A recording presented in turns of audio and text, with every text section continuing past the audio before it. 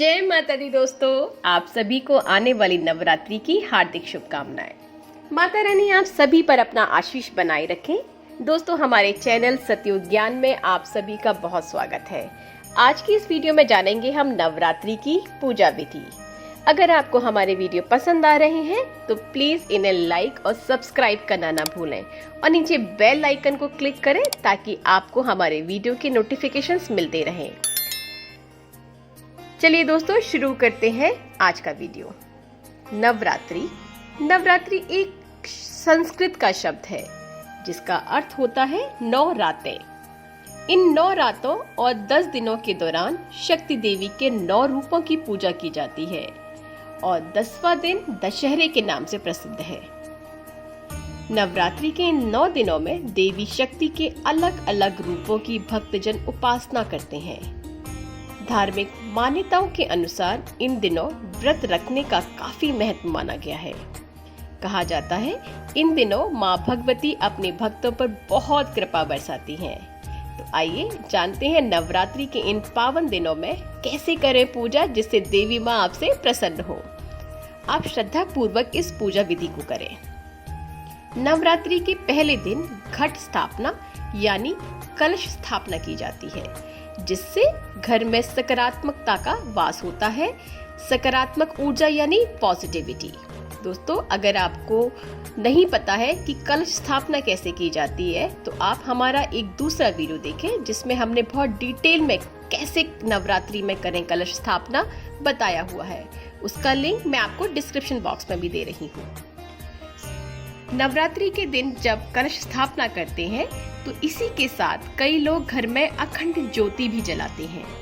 दुर्गा माँ की पूजा में शुद्ध देसी घी का अखंड दीप जलाने से नकारात्मक ऊर्जा समाप्त होती है और इससे आसपास का वातावरण भी शुद्ध हो जाता है। अखंड ज्योति जलाने का उद्देश्य जीवन के अंधकार को दूर करना है और माता रानी से जीवन में सदैव प्रकाश बना रहे इसकी प्रार्थना करनी है।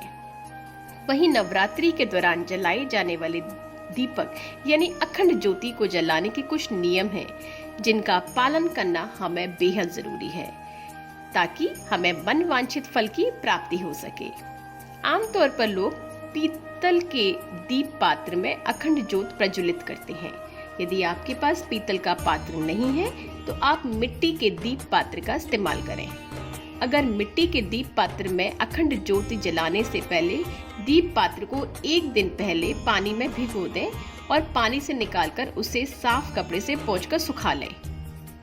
शास्त्रों के अनुसार नवरात्रि में अखंड ज्योत जलाने से पहले हमें मन में संकल्प लेना चाहिए और माँ भगवती से प्रार्थना करनी चाहिए कि वो हमारी मनोकामना जल्द पूर्ण हो। अखंड दीप को कभी भी जमीन पे नहीं रखना चाहिए। दीपक को चौकी या पटरे में रखकर ही जलाएं। दुर्गा माँ के सामने यदि आप जमीन पर दीपक रख रहे हैं तो अष्टदल बना के रखें। यह अष्टदल गुलाल या रंगे हुए चावलों का बना सकते हैं। अखंड ज्योति की बाती का विशेष महत्व है। यह बाती रक्षा सूत्र यानी कलावा से बनाई जाती है। 1.25 हाथ का रक्षा सूत्र से लेकर उसे बाती को दीपक के बीचों बीच रखें। अखंड ज्योति जलाने के लिए शुद्ध घी का इस्तेमाल करना चाहिए। यदि आपके पास दीपक जलाने के लिए घी ना हो तो आप तिल के तेल या सरसों के तेल का भी इस्तेमाल कर सकते हैं, मगर ध्यान रहे इसमें सरसों का तेल शुद्ध हो यानी उसमें कोई मिलावट ना हो। अखंड ज्योति को देवी माँ के दाईं ओर रखना चाहिए, लेकिन दीपक तेल का है तो उसे बाईं ओर रखें। अखंड दीपक की लौ को हवा से बचाने के लिए कांच की चिमनी से उसे ढकना चाहिए। संकल्प लेते समय खत्म हो जाने के बाद दीपक को फूंक मारकर या गलत तरीके से बुझाना सही बात नहीं है। दीपक को स्वयं बुझने देना चाहिए। वास्तुशास्त्र के अनुसार ईशान कोण यानी उत्तर पूर्व दिशा को देवी देवताओं का स्थान माना गया है। इसलिए अखंड ज्योति पूरब दक्षिण कोण यानी अग्नि कोण में रखना शुभ माना गया है। ध्यान रहे कि पूजा के समय ज्योति का मुख पूर्व या फिर उत्तर दिशा में होना चाहिए। अखंड ज्योत जलाने से पहले हाथ जोड़कर श्री गणेश, देवी दुर्गा और शिव जी की आराधना करें। दीपक प्रज्वलित उठते वक्त मन में मनोकामना सोच लें और माँ भगवती से प्रार्थना करें कि पूजा समाप्ति के साथ आपकी मनोकामना भी पूर्ण हो जाए। अखंड ज्योत जलाते वक्त ओम जयंती मंगला काली भद्रकाली कृपालिनी दुर्गा क्षमा शिवा ध्राति स्वाहा स्वाधा नमस्तुते ऐसा उच्चारण भी करें। कलश स्थापना के दिन ही आप उपवास का प्रण लेकर उपवास शुरू करें। साथ ही इस दिन मिट्टी में जौ बोई जाती है। हरे हरे जौ समृद्धि, शांति, उन्नति और खुशहाली के प्रतीक होते हैं। ऐसी मान्यता है कि जौ उगने की गुणवत्ता से भविष्य में होने वाली घटनाओं का पूर्वानुमान लगाया जा सकता है। माना जाता है अगर जौ तेजी से बढ़ती है तो घर में बहुत सुख और समृद्धि आने वाली है।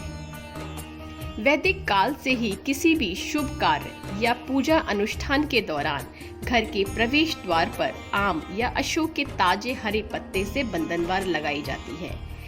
ऐसा करने से पीछे मान्यता है इससे घर में नकारात्मक यानी बुरी शक्तियां प्रवेश नहीं करती हैं। दोस्तों, नवरात्रि की पूजा की कुछ सामग्रियां हैं, आप नोट करें। मैं उनका डिटेल्स डिस्क्रिप्शन बॉक्स में भी दे रही हूँ। माँ दुर्गा जी की फोटो या मिट्टी की प्रतिमा, माँ को चढ़ाने के लिए लाल चुनरी, कलश, घर के मुख्य द्वार के लिए आम या अशोक की पत्तियां, रोली, चावल, माता पर चढ़ाने के लिए लाल सिंदूर, कलावा, चंदन, गंगा जल, शहद, नारियल, कपूर, देसी घी, जौ के बीज, मिट्टी का बर्तन, पान के पत्ते, सुपारी, लौंग, इलायची, फूलमाला, गुलाल, लाल फूल, विशेषकर गुड़हल का फूल माता रानी को बहुत पसंद है, चौकी और एक आसन बैठने के लिए, दुर्गा सप्तशती की किताब। आइए जानते हैं पूजा विधि। इस दिन आपको सुबह जल्दी उठकर स्नान करना है और स्वच्छ वस्त्र पहनने हैं। इसके बाद घर के मंदिर की साफ सफाई करनी है। फिर साफ सुथरी चौकी बिछाएं, उस पर गंगा जल का छिड़काव करके उसे शुद्ध कर लें। दोस्तों, अगर आपके पास गंगा जल नहीं है तो उसे आप साफ पानी से भी साफ कर सकते हैं। फिर चौकी के पास एक बर्तन रखें, उस पर लाल या सफेद रंग का कपड़ा बिछा दें। कपड़े पर थोड़ा चावल या अक्षत डालें, उस पर मिट्टी का बर्तन रखकर जौ बोएं। अब चौकी के पास माँ दुर्गा जी की मूर्ति की स्थापना करें। आप दुर्गा जी को रोली के तिलक लगाएं, नारियल पर भी तिलक लगाएं, फूलों की माला माँ दुर्गा को चढ़ाएं। फिर कलश स्थापना की तैयारी करें, जिसके लिए सबसे पहले स्वास्तिक बनाएं। दोस्तों, स्वास्तिक एक मंगल प्रतीक है, इसलिए कभी भी किसी भी शुभ कार्य को करने से पहले स्वास्तिक चिन्ह अंकित करके उसका पूजन किया जाता है। अब आप कलश में जल, अक्षत, सुपारी, रोली और सिक्के डालें। फिर एक लाल चुनरी उस पे लपेट दें। इसके ऊपर आम या अशोक के पत्ते डाल दें। अब कलश के ऊपर एक नारियल रखें, इसे चुनरी से लपेट दें और कलावा अच्छी तरह बांध दें। फिर माँ दुर्गा के सभी स्वरूपों का आह्वान करें, कलश स्थापना मंत्र पढ़ें और दीपक जलाएं।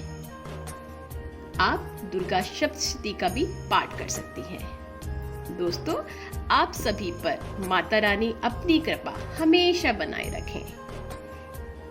ये था दोस्तों हमारा आज का वीडियो। ऐसी ही ज्ञानवर्धक वीडियो देखने के लिए हमारा चैनल सतयुग ज्ञान को लाइक, शेयर और सब्सक्राइब करना ना भूलें और हमें कमेंट करके जरूर बताएं कि आपको हमारी वीडियो कैसी लगी।